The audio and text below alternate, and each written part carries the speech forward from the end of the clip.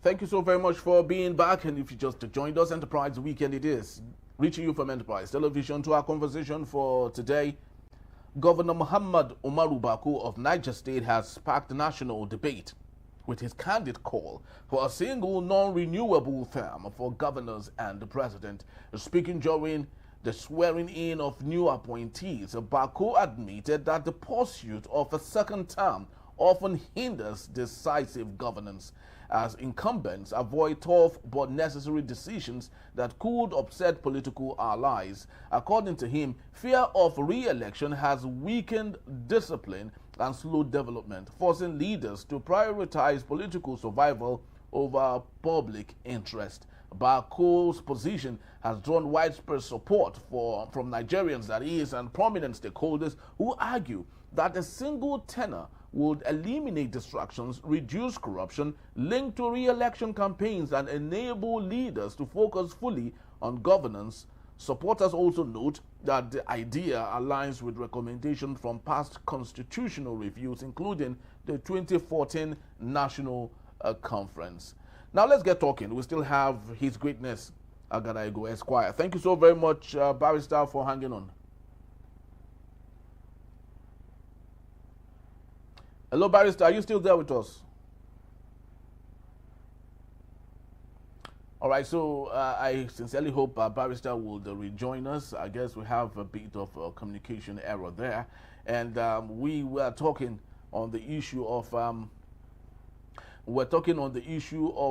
Governor Bago of Niger State, who is stating that a one-term tenure for governors and the president is the best bet to end corruption. It's one thought and another action from the same person who has not been able to solve issues of insecurity in his state. Niger State has a landmass that can feed the whole of Nigeria. How much of that has he taken care of himself? Well, it's also often very awesome, that people make their statements, and for all purposes, we might just take the message and forget about the messenger at this point and get our discussions on. We hope that Barrister will join us. Thank you so very much, Barrister. Are you here with us now? Hello, Barrister. First of all, before I can properly situate myself in Bago's call for single tenure, I must complete my thoughts on whether academic and intellectual dexterity can ensure good governance. Yes, all right, please, you can go on. That's where we start from. Yes, please do. Before I can migrate into this question you have asked me now. All right. No, what we have seen, it cannot. You can be a first-class student and even a first-class PhD holder in political science and yet be a completely failed public officer at all levels, from local government to state government level and federal government. If the simple thing, and yet you can be somebody who can just barely read and write with no primary, secondary, and tertiary educational qualification, and be a successful political leader, public office holder in Nigeria or any other place. Number one thing to succeed as a good and successful public office holder is, number one, you must be a person of goodwill. You must be patriotic. You must love your country and love your people. So if you love your people, you will not steal their resources. You will not subvert the rule of law. You will not distort the system. You will allow square pegs to enter square holes. You will allow round pegs to enter round holes. You will not manipulate judicial officers to give you favorable judgment. You will not be a dictator. You will ensure that institutions are strong and buoyant and function the way they have been so created and enacted to function. You will ensure that aims and objectives are fulfilled. You will not allow corrupt people to be in charge of the treasury.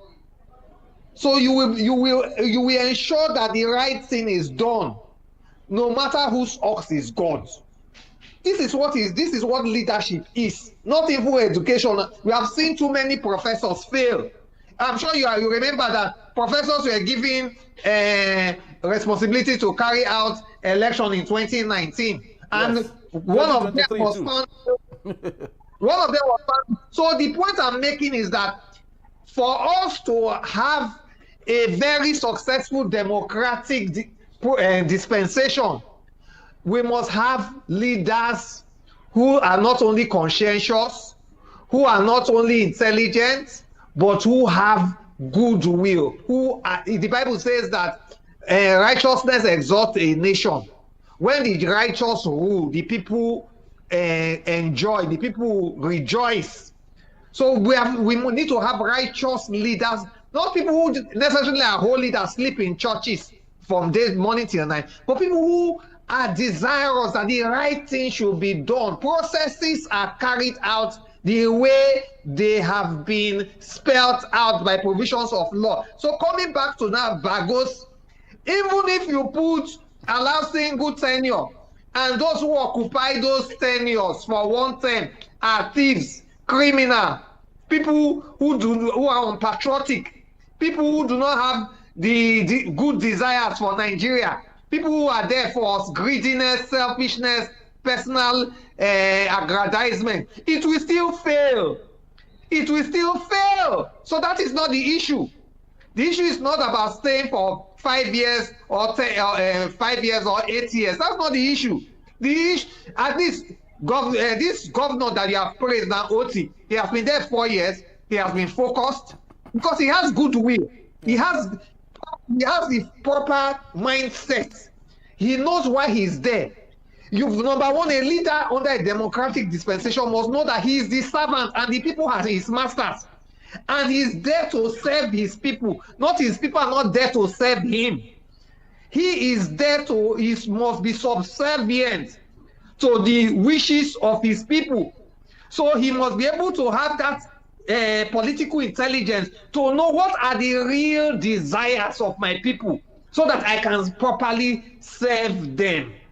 That must be his first assignment, his first concern.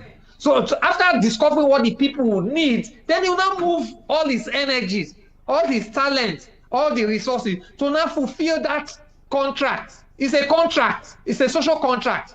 I'm there to serve people, but I must find out what they really want, lay down the priority, and start fulfilling the priority of what they want as spelled out by the people. Then there will be no problem. But when you now say, I'm the master, it is me that will not determine what the people want, and I will do it the way I want. If you are a professor, if you like, be a doctor, we have seen lawyers who have refused to obey rule of law. We have seen too many judges who give judges that are awkward and absurd, who have put Nigeria in a state of emergency. We have seen judges now. Have you not seen judges who gave judgment and the next day or two there was state of emergency? Yes. In Nigeria? Yeah. And every night I go to bed, I'm always scared that one of these days a judge will give judgment that will set the 36 states and Abuja on a state of emergency and set the entire federation on fire. That I always go to bed and with that kind of fear and trauma because of the way judgments of courts are going. And that's why I've chosen to be an anti-bad judgment lawyer. I write petition against bad judgment wherever I see them, whether I'm the lawyer in the case or not, whether I'm a bystander, bypasser, or just a medicine. If I see a judgment, I'll bring it to the appropriate authority with the hope that they will punish the guilty party so that a day will not come that a court will give judgment that will set the 36 states and Abuja in a state of emergency and set the entire Nigerian Federation on fire. So coming back home, it is not about one term, single term, half term, 2 years, 1 year, or even 1 day. If you are a bad person and they only give you 1 day to govern Nigeria, it's enough to set Nigeria on fire. We have seen in America, even though I singled Donald Trump's effort in ensuring security in Nigeria out, but you can see the confusion that Donald Trump, in just 1 year, in his second term, only 1 year. You can see the confusion he has brought to America, the shame, the reproach. He wants to collect Greenland by force. ICE, Customs and Border Patrols, busting into people's homes, violating right to privacy, to arrest people without court warrants, refusing to obey court orders, violating the law. So in 1 year, America has become unrecognizable. It's not up to 5 years. So yeah, but if he stays the second year, what will happen? And the third year, and the fourth year. So it is not about single term or double term. That's not the problem we have. We want transparent leadership. We want leadership that is right, leadership that is truly from the people. And that's why one of the legacies that Ahmed Tinubu and Amopiton can return us to is the legacy which Jonathan set for us: free and fair elections. So that with that, we hope that it is not writing results that will give us leaders. It is not election rigging and the rest, or the will of one man or 2 or 5 people, but the will of the people, so that we can truly get people who will serve the interests of the people they claim have elected them into office. So when we get that, even if the person stays there 2 years, the difference will be 7 up. The difference will be clear, because he will devote himself. He will not go there to pilfer public resources. He will not go there to oppress people. He will not go there to be a dictator. He will not go there to lock up people's stores because they refuse to agree with him. What a way to respond to your master's agitation and position, to go and lock up their store, lock up their means of life and livelihood. That's the best for your master, somebody who you claim to be your master. Your response to his agitation is to lock up his store, lock up his life and livelihood. So we will not see such kinds of leaders. We won't. And we won't see leaders who will trample upon the interests of the people without thinking. So what we need at this point, we need a new tribe of leaders in Nigeria. And they are within us. We are not going to import them from America. Well, they may not be the diaspora people that are living overseas. They are within us. But we only need a proper leadership recruitment mechanism, which will be built on free and fair election. You see, if we can get this right, you find out that whether the APC, PDP, or ADC, or Labour Party, or the other unknown parties, people will come out from any political party, not based on political party, not based on structures, but based on what the vast majority of the people have perceived as their integrity, as their capacity, as their capability, as their antecedents, as based on what they believe those people have to offer. Not even educational qualification alone, but a moral intelligence, moral suasion, moral capability, and people who they believe are reliable and dependable to the extent that they will serve the interests of the people who they claim to serve and who they claim are their masters indeed. So that is the issue that must be on the table from now till 2027, this whole year. We should not waste our time on merry-go-round about 1 term and 2 terms. That's not the issue. Even 1 term is more than enough for a bad leader to damage a nation. 1 term is more than enough for a bad leader to divide Nigeria into unidentifiable parts. 1 term is more than enough to make Nigeria the most corrupt nation in the entire globe. So it is not about 5 years being too long. It's about getting the right quality of leaders who will be able to make the maximum impact with the limited amount of time at their disposal.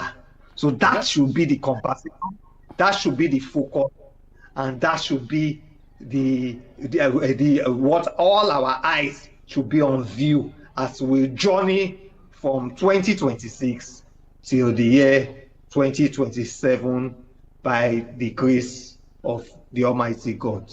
Yes, Barrister, that was well said and explained. According to Bago, he said that the reason he is going for a single term, or he is encouraging for a single term, is because of politicians who would love to save their political career. Now, if you take a look at Nigeria, from your own state, Delta State, Sheriff Oborowori was once a party member with your own party, the PDP. He had to plug to the center, joined the APC. Governor of Akwa Ibom, the same thing. And so many other governors who are plugging to the center at this point. So don't you think that if possibly we might get it right from the top, from the president, who is causing all of this mayhem happen in Nigeria, don't you think if we get it right from that very top, then possibly as we cascade downward, we might get it right? But a situation where a president is threatening governors with state of emergency and lots of other things, which has made them to go out of their party to join his party, don't you think this is the big problem that we have, really? Yes, and that's why we must, one of the attributes of good leadership is courage.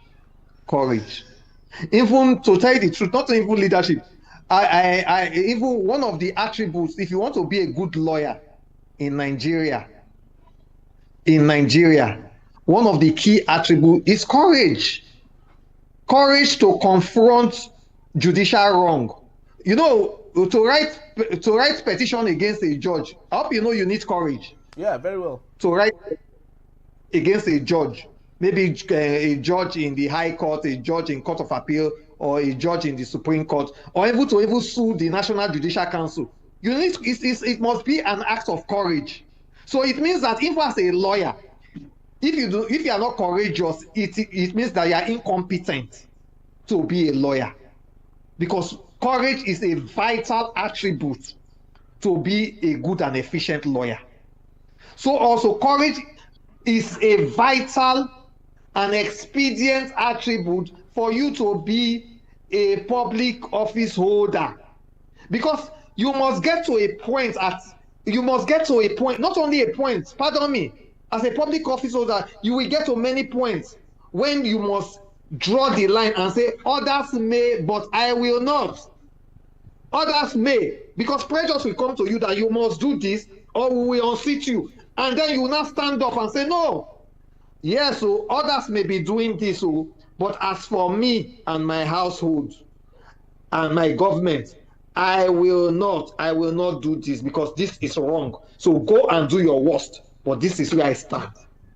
So you can now see that many of our leaders lack this vital and expedient quality called courage. And so that one completely disqualifies them from even being councillors, not to talk of local government chairmen. Because you see in Nigeria, the Bible is correct that princes are walking on their feet while slaves are riding on horses. In Nigeria, those who should be truly governor and president, they are not even local government chairmen, or some may be local government chairmen. And those who should be local government chairmen are governors, ministers, and occupying much higher positions. So, and that is why there must be square peg in square holes. But because Barrister, do you think, sorry to interject, Barrister, do you think the courage you just mentioned comes with an expiry date? Reference to Governor Nyesom Wike while he was the governor of Rivers State, he opposed everything that Muhammad Buhari late brought to him at the time. He stood dogged with the PDP. Unfortunately, the same man who said he would not leave fever to go join cancer is now fighting with cancer as much as he can with the APC while still with the PDP. So does courage come with expiry date, especially for leaders in Nigeria? No, courage does not come. If you have it, you have it. You have it for life. I'm sure, to be fair to him, he has shown courage, even though he has not been consistent in standing by his principle, by his words, but he has shown courage at every point and every juncture. So what it means is that courage does not come with expiry, but courage cannot stand alone. Courage must also be inbuilt with integrity, because courage without integrity leads to confusion and may become a monster. So there must be integrity with courage so that you can keep standing on your principles, because you must be consistent. You cannot be here today, start showing courage for example now, standing for fundamental rights, showing strong courage in standing for fundamental rights, or standing for the supremacy of the sub-regions of the states governments. Then tomorrow you turn around and start showing courage for the violation of human rights, and showing that state governments have no authority. That's inconsistent. That's lack of integrity. So courage cannot stand on its own. It must flow along with integrity. It must flow along with consistency. It must flow along with equity and fairness. It must flow along with the desire to see the right thing done. It must flow along with righteousness. Any courage without righteousness is injustice, or injustice about to happen. So it must move with righteousness. You are courageous. In fact, one of the push your backbone of being courageous, because you believe that the right thing must not only be done, but must be seen to be done now and always. So it must go along. And so that is it. So the point I'm making is that if for you to be an effective leader, especially in Nigeria, you must be able to show courage again and again, because a lot of things will come to threaten you, to say, if you do not compromise, if you do not do this, if you do not stand down, if you do not allow wrongs to happen, if you do not appease certain gods, you will be dethroned. But you must know that since your uppermost consideration is service to the people, you should be able to say, no, I will not compromise. Even if I cannot. Yes, sorry to interject you yet again. Do you think President Bola Ahmed Tinubu is a courageous leader? Remember, he is one personality, one politician that had been stubborn. No one comes close to him when it comes to resistance.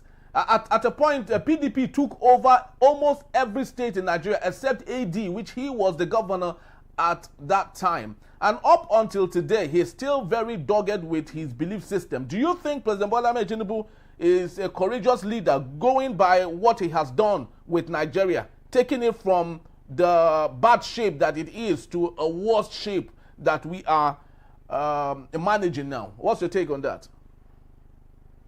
Well, I'm sure you know as well as I do that I'm not a fan or a supporter of Bola Ahmed Tinubu. I'm not. Neither do I patronize his politics and the way he goes about realizing his political agenda. But you cannot take it away from him that is a courageous personality. At least somebody who, even the facts, in law, there's what we refer to as if so loquitur. The fact speaks for itself. And I cannot stand here to deny the fact. Somebody who was, there used to be 6 governors in the 6 states that make up Southwest. By 2023, Obasanjo bulldozed the remaining 5 states to PDP, and he was standing alone. Lagos, he survived by the whiskers. He survived by the whiskers. It was very close. Yeah. And then on, he was able to get some other states through judicial intervention to come and join him. He now moved from AD to ACN and brought Atiku on board to contest as president under ACN. It didn't work. He was not discouraged, and of course he was the national leader of APC. That still Buhari had said he will not contest presidential election again. He had given up, and republished Buhari, brought Buhari on, gave Buhari hope. I heard that even at the time Buhari kept visiting his house in Body Lawn.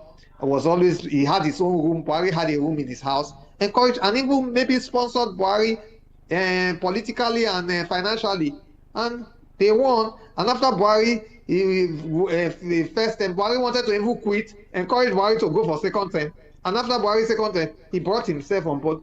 So there's no doubt the fact speaks for itself. But the point I'm making is that if courage must be employed for the vast majority of the citizenry, courage cannot stand alone. Even Adolf Hitler was a courageous man. Adolf Hitler. Stalin was a courageous man. Abacha was a courageous man. Babangida was a courageous personality. And I can go down history.